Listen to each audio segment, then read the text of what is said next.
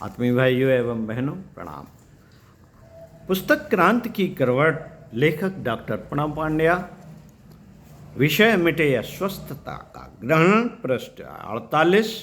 आइए सुनते हैं। मित्रों, परम पूज्य गुरुदेव वेद मूर्ति तपोनिष्ठ युग ऋषि पंडित श्री राम शर्मा आचार्य जी द्वारा आहार विहार संबंधी परिवर्तित दृष्टिकोण, पत्रिका खंड ज्योति, जून 1963, पृष्ठ 22 में लिखा है। आइए सुनते हैं गुरुदेव के विचारों को। मित्रों, युग निर्माण के लिए आवश्यक विचार क्रांति का उपयोग यदि शरीर क्षेत्र में किया जा सके तो हमारा बिगड़ा हुआ स्वास्थ्य सुधर सकता है, बीमारियों से सहज ही पिंड छूट सकता है। आज अपने शरीर की जो स्थिति है, कल से ही उसमें आशाजनक परिवर्तन प्रारंभ हो सकता है।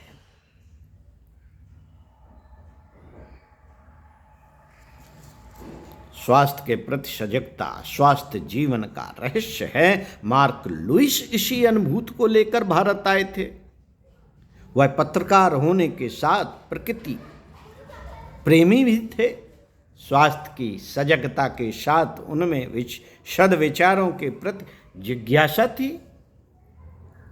भारत और भारतीय संस्कृति उन्हें बचपन से ही आकर्षित करती रही थी। जब वह विश्वविद्यालय के छात्र थे, तभी उन्होंने भारत के कई प्राचीन ग्रंथों का अध्ययन कर लिया था। रम्या रोलाम द्वारा लिखे गए भारतीय महामानवों के जीवनी ग्रंथ उन्हें बहुत प्रेरक लगे। स्वामी विवेकानंद की जीवनी उन्होंने कई बार पढ़ी थी। भारतीय चिंतन से वह जितने भी अंशों में परिचित हुए, उससे उन्हें यही अनुभव हुआ कि स्वास्थ्य का सद्विचारों एवं प्राकृतिक जीवन शैली में गहरा संबंध है। पत्रकार होने के कारण विश्व भर के प्रायः सभी देशों के महत्वपूर्ण घटनाक्रमों से उनका स्वाभाविक जुड़ाव बना रहता था। उनकी इस जानकारी के मुताबिक अभी पिछले ही साल 6 लाख से अधिक देशों हेल्थ टूरिज्म के अंतर्गत भारत आए थे। इन आने वालों में से सभी का मकसद किसी बड़े अस्पताल में चिकित्सा करवाना नहीं था। ऐसे थोड़े ही थे जो किसी बड़े अस्पताल में चिकित्सा के लिए भर्ती हुए।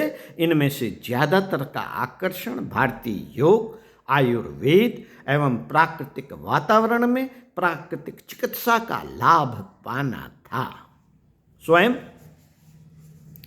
स्वयं मार्क लुइस का अपना मकसद भी यही था। यहाँ आकर उन्होंने भारतीय परिधान धोती कुर्ता पहनना, ललाट पर चंदन तिलक लगाया, गंगा गोदावरी कृष्णा कावेरी जैसे पवित्र नदियों में स्नान किया, हिमालय विंध्याचल की पर्वत श्रृंखलाएं देखी। भारत की प्रकृति ने उन्हें सम्मोहित सा कर लिया। इस भ्रमण के दौर में उन्होंने जाना कि भारत के लोगों में इन दिनों स्वास्थ्य के प्रति सजगता बेतहाशा बढ़ी है।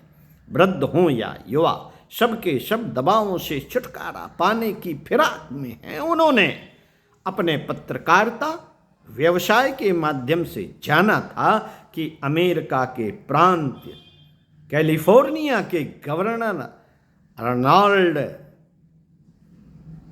श्वार्ज़नेगर संभवतः दुनिया के ऐसे पहले राजनेता हैं जिन्हें जिम में तैयार उनके गठीले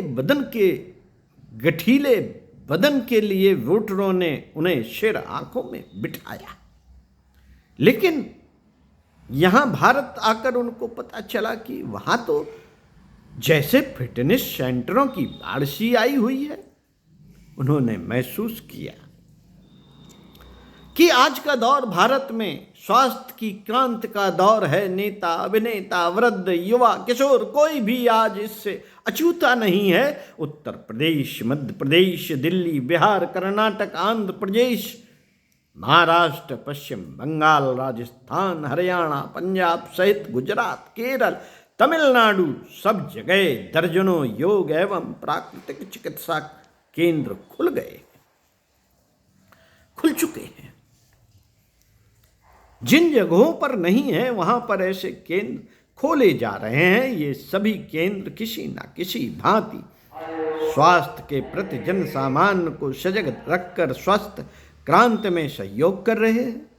मध्य प्रदेश के ग्वालियर शहर में ऐसे ही केंद्र में उनका जाना भी हुआ। इस केंद्र का नाम है विवेकानंद नीड़म। स्वामी विवेकानंद के आदर्शों से प्रेरित होकर यह केंद्र ग्वालियर ही नहीं बल्कि ग्वालियर के बाहर भी स्वास्थ्य के प्रति जागरूकता पैदा करने की कोशिश कर रहा है। इसके उपक्रम में प्राकृतिक चिकित्सा, योग, ध्यान एवं आध्यात्मिक जीवन दृष्टि भी सम्मिलित है। वर्ष 1995 में विवेकानंद नीड़म की स्थापना की गई, जो प्राकृतिक पहाड़ों पर नीरव शांत वातावरण में स्थापित सादगीपूर्ण, तनाव रहित, प्रदूषण सहित रहित, मनोहारी एवं सुरम्य वातावरण देने वाला स्थान है। इस स्थान पर उन्होंने कुछ समय बिताया। वहीं पर एक सांझ वह प्रकृति के आंगन में घूम रहे थे। सूर्य की उष्मा कम हो चुकी थी परंतु प्रकाश अभी पर्याप्त था।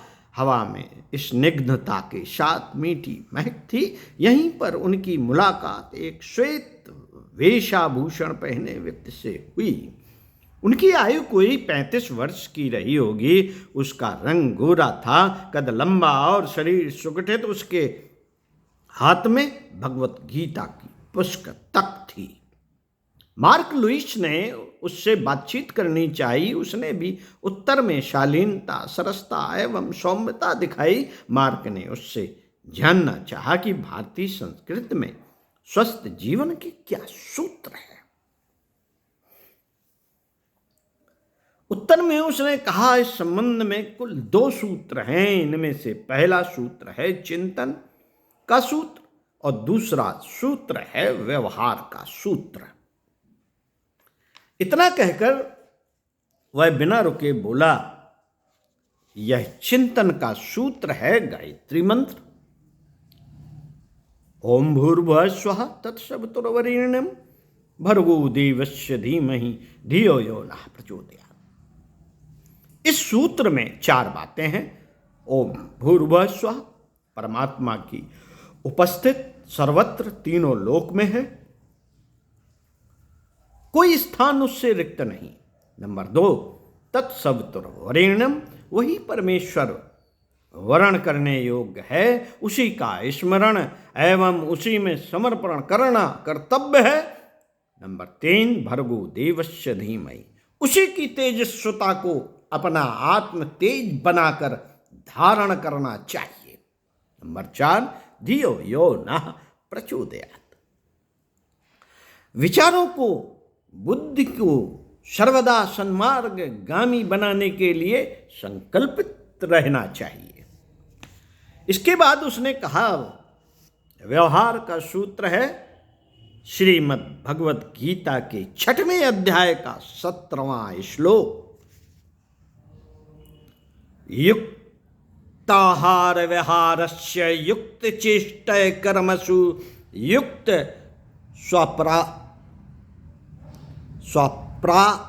स्वप्रावबोधस्य योगी भवति दुःखहा।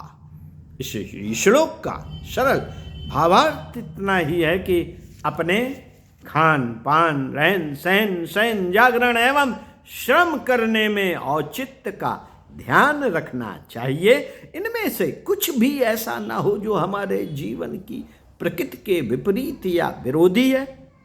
इन दोनों सूत्रों का सार इतना ही है कि यदि व्यवहार में प्रकृति का साहचर्य एवं चिंतन में परमात्मा का साहचर्य बना रहे तो फिर स्वास्थ्य संकट नहीं खड़े होते। ये दोनों सूत्र ऐसे हैं जिनमें कहीं भी किसी भी देश में स्वास्थ्य क्रांति लाई जा सकती है। साथियों, बातचीत के इस क्रम में उसने बताया कि बहुत पहले स्वामी विवेकानंद ने कहा था, हमारे राष्ट्र की व्याधियों का एक मेव उपाय सही चिंतन का प्रचंड राष्ट्रीय आंदोलन करना है, जो कि संपूर्ण देश को अपने प्रभाव से आप्लावित कर दे। मार्क को इस कथन में भारत ही नहीं प्रत्येक देश की स्वास्थ्य समस्या का समाधान नजर आया। मार्क लुईस अभी कुछ आगे कह पाते, इससे पहले ही उस व्यक्ति ने कहा,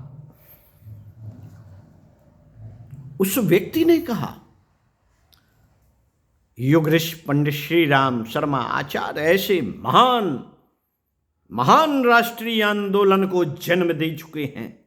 वह सशरीर तो अब नहीं, परंतु उनके द्वारा स्थापित संस्थाएं और उनका शिष्य समुदाय उनके कार्य को कर रहा है। स्वस्थ जीवन के संबंध में उनका सूत्र है,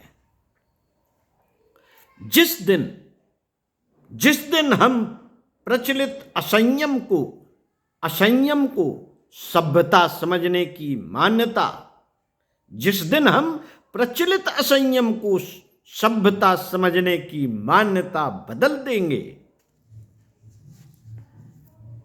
साथियों, गौर करने वाली लाइन है, जिस दिन हम प्रचलित असंयम जो चल रहा है, असंयम को सभ्यता समझने की मान्यता, ये हमारे कल्चर या सभ्यता में आ गया है पढ़े लिखों की। इसकी मान्यता जब हम बदल देंगे, अपने सोचने का ढंग सुधार लेंगे, उसी दिन मानव जीवन पर लगा अस्वस्थता का ग्रहण उतर जाएगा। इन बातों को सुनकर मार्ग को अपनी भारत यात्रा सार्थक लगी। उन्होंने सोचा कि इन महामानवों के विचारों को अपनाने से ही शिक्षा समग्र हो सकती है। ओम शांति। अगले वीडियो में आपको पढ़कर सुनाएंगे, ज्वाला बन रही है शिक्षा क्रांति की चिंगारी। सुनते रहिए, स्वाध्याय सत्संग चिंतन मनन हमारे साथ साथ करते रहिए, अथवा महापुरुषों की पुस्तकें पढ़ते रहिए। आपका स्वाध्याय सत्संग चिंतन हो जाएगा। ओम शांति। हंसते रहिए, मुस्कुराते रहिए, एकांत का क्षणों का आनंद लेते रहिए और हमारे साथ जुड़े रहिए।